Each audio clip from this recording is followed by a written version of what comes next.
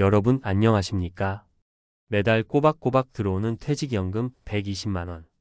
이 정도면 그럭저럭 살겠지, 소박하게나마 노후를 보낼 수 있겠지 싶으셨죠? 그런데 정말 만약에 갑작스러운 질병으로 인해 간병비가 매달 300만원씩, 아니 그 이상씩 통장에서 빠져나간다면 어떻게 될까요? 과연 우리가 받는 그 연금으로 감당할 수 있을까요? 이 숫자들이 단순한 가정 같으신가요? 아닙니다.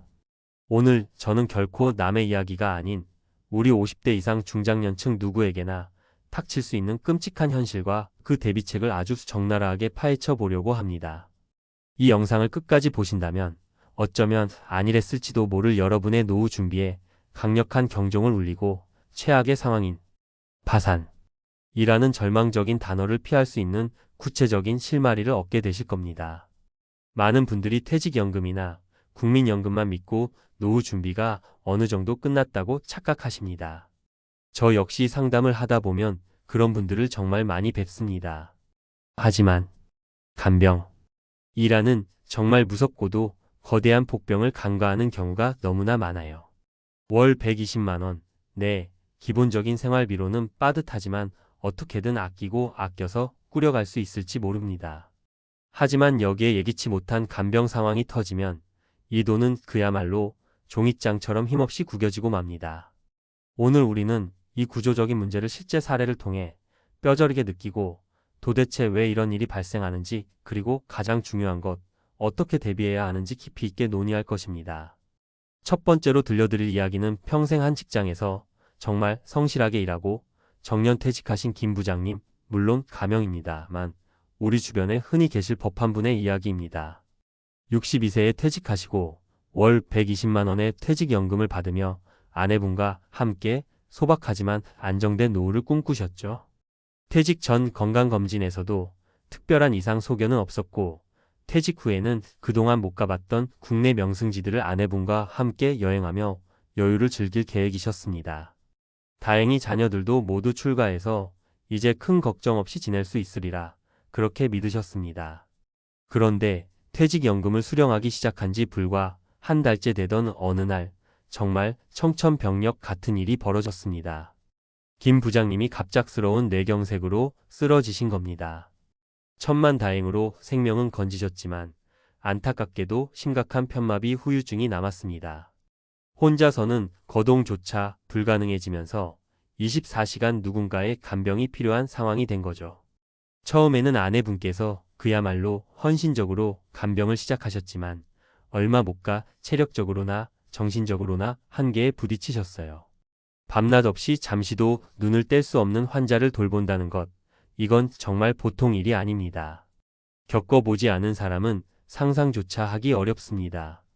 결국 간병인을 고용할 수밖에 없었습니다. 그런데 이 간병비 하루에 10만원이 훌쩍 넘습니다. 한 달이면 300만원, 많게는 400만원까지도 지출되는 겁니다. 월 120만원의 연금으로는 간병비의 절반도 감당할 수 없었죠. 퇴직금으로 받아두셨던 얼마 안 되는 목돈, 그리고 그동안 아끼고 아껴서 은행에 넣어두었던 예금은 그야말로 눈 녹듯이 사라지기 시작했습니다. 통장 잔고가 줄어드는 것을 볼 때마다 가슴이 철렁 내려앉는다고 하셨어요. 결국 자녀들에게 손을 벌릴 수밖에 없는 상황에 이르자 김 부장님은 극심한 자괴감과 우울감에 시달리셨다고 합니다. 내가 평생 가족을 위해 헌신했는데 이제 와서 자식들한테 짐이 되는구나. 이 생각에 밤잠을 설치셨대요. 그 심정이 오죽하셨겠습니까? 평생을 성실하게 살아오신 분인데 말입니다. 결국 김 부장님은 요양병원으로 옮겨지셨지만 그 비용 또한 만만치 않았습니다. 살던 집을 줄여야 할지 아니면 자녀들이 대출이라도 받아야 할지 가족 전체가 심각한 고민에 빠졌습니다. 한때 단란했던 가정은 간병 문제와 끝없이 이어지는 경제적 압박으로 인해 크고 작은 갈등이 끊이지 않았고, 김 부장님의 존엄성은 물론 가족 전체의 삶의 질이 급격히 추락했습니다. 이러려고 내가 평생 죽어라 고생했나. 이런 탄식이 절로 나오는 상황이었습니다. 준비 없는 노후가 얼마나 비참해질 수 있는지 그 현실을 김 부장님은 온몸으로 겪고 계셨던 겁니다. 이런 안타까운 일이 어디 김 부장님 뿐이겠습니까? 두 번째 사례는 조금은 더 여유가 있다고 믿었던 이 여사님 역시 가명입니다. 올해 68세이신데요. 남편분의 국민연금과 본인의 약간의 개인연금을 합쳐서 월 150만 원 정도의 수입이 있으셨고 다행히 작은 아파트 한 채를 소유하고 계셔서 노후가 아주 풍족하지는 않아도 큰 걱정은 없다고 생각하셨습니다. 자녀들도 모두 경제적으로 독립했고 가끔 손주들 용돈 주는 재미로 소소하게 살아가셨죠. 두 분 다 건강도 비교적 양호하셔서 함께 취미생활도 즐기시며 평온한 나날을 보내고 계셨습니다. 그런데 2년 전 남편분에게 치매 초기 진단이 내려졌습니다. 처음에는 이 여사님이 직접 돌보셨지만 증상이 생각보다 빠르게 악화되면서 혼자서는 도저히 감당하기 어려운 상황이 되셨어요. 치매 환자를 돌본다는 것은 정말이지 상상을 초월하는 인내와 체력을 요구합니다. 밤낮 없이 남편분을 돌보느라 이 여사님마저 건강이 나빠지셨고 결국 주간보호센터와 간병인의 도움을 받기로 결정하셨습니다. 하지만 이건 곧바로 엄청난 경제적 부담으로 이어졌죠. 월 연금 수입 150만 원으로는 치매 남편분의 요양원 비용과 간병비 그리고 두 분의 생활비까지 도저히 감당할 수가 없었습니다. 결국 어렵게 모아두셨던 얼마 안 되는 예금마저 바닥을 드러냈습니다. 지금 이 여사님은 마지막 남은 유일한 자산인 아파트를 팔아야 할지 아니면 또다시 자식들에게 손을 벌려야 할지 그야말로 벼랑 끝에 서 계십니다. 평생을 일궈온 삶의 터전마저 잃고 빈곤층으로 전락할 수 있다는 그 공포감에 밤잠을 이루지 못하고 계신다고 합니다. 돈이 웬수다. 라는 말이 절로 나올 지경이라고 하소연하셨습니다.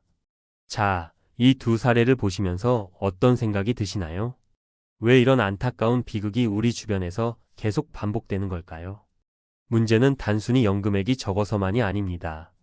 물론 그것도 중요한 부분이지만 더 근본적인 원인은 바로 간병 리스크에 대한 우리의 철저한 무지와 준비 부족 때문입니다. 대부분의 사람들이 나는 건강하니까 괜찮을 거야. 에이 설마 나에게 그런 일이 생기겠어?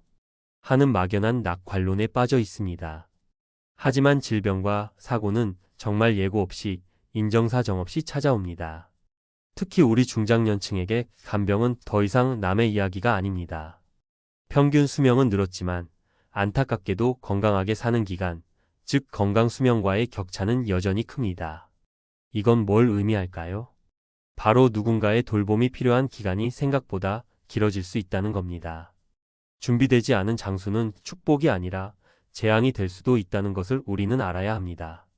물론 현재 우리나라에 공적 장기요양보험 제도가 존재합니다.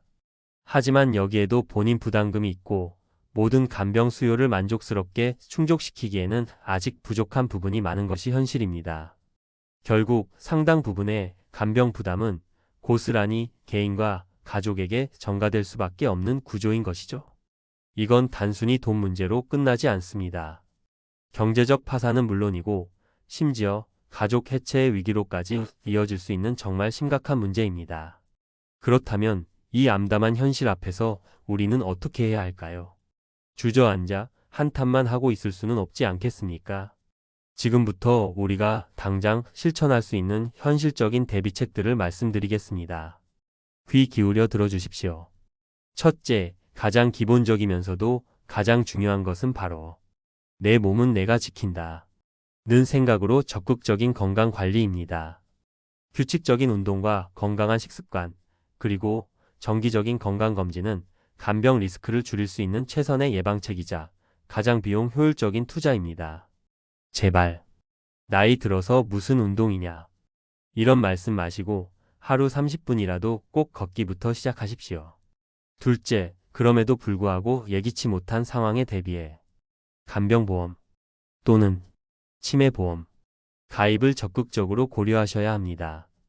나는 이미 나이가 많아서, 나는 이미 지병이 있어서 하고 포기하지 마십시오.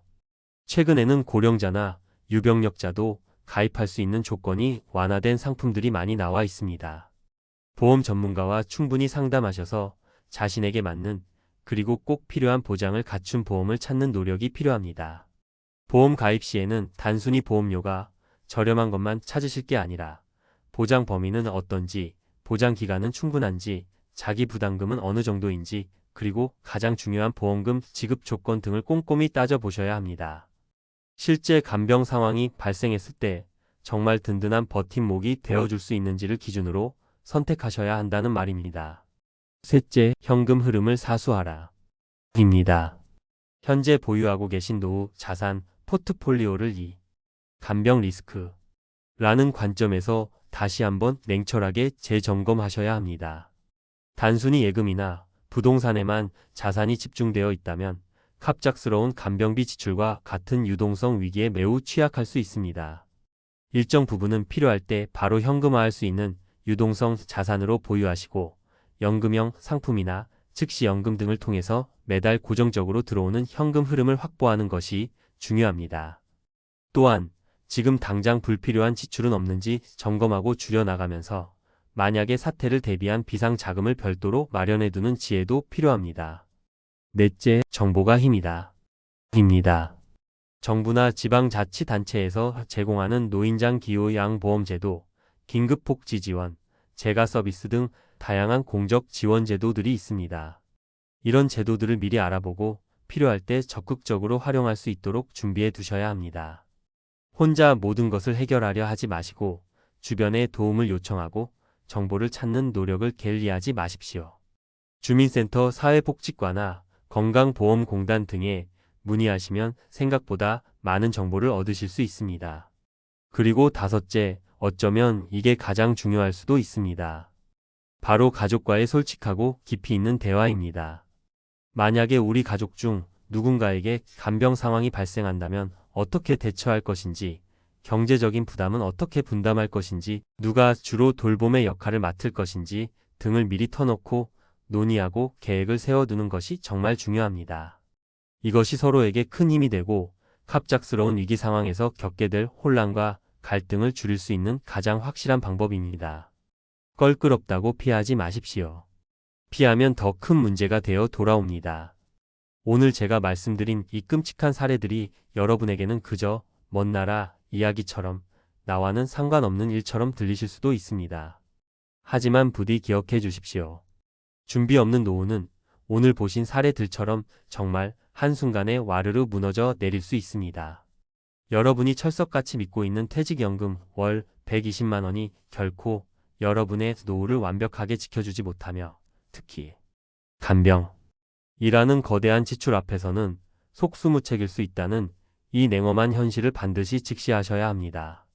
오늘의 안일함이 내일의 파산을 부를 수 있다는 사실을 절대 잊지 마십시오.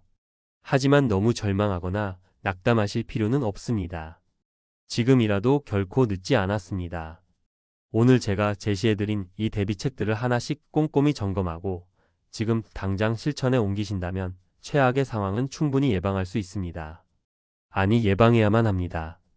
여러분의 소중한 은퇴 후 삶이 감당 못할 간병비로 인해 파산이라는 비극을 맞이하지 않도록 오늘 제 이야기가 여러분의 현명하고 든든한 노후 준비에 작은 등불 하나를 밝혀드리는 계기가 되었기를 진심으로 바랍니다.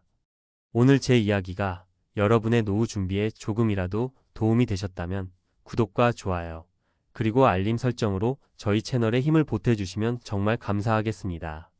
여러분의 응원 덕분에 더 많은 분들이 이처럼 소중한 정보를 함께 나누고 든든한 미래를 준비하는 데 큰 도움이 될 것입니다.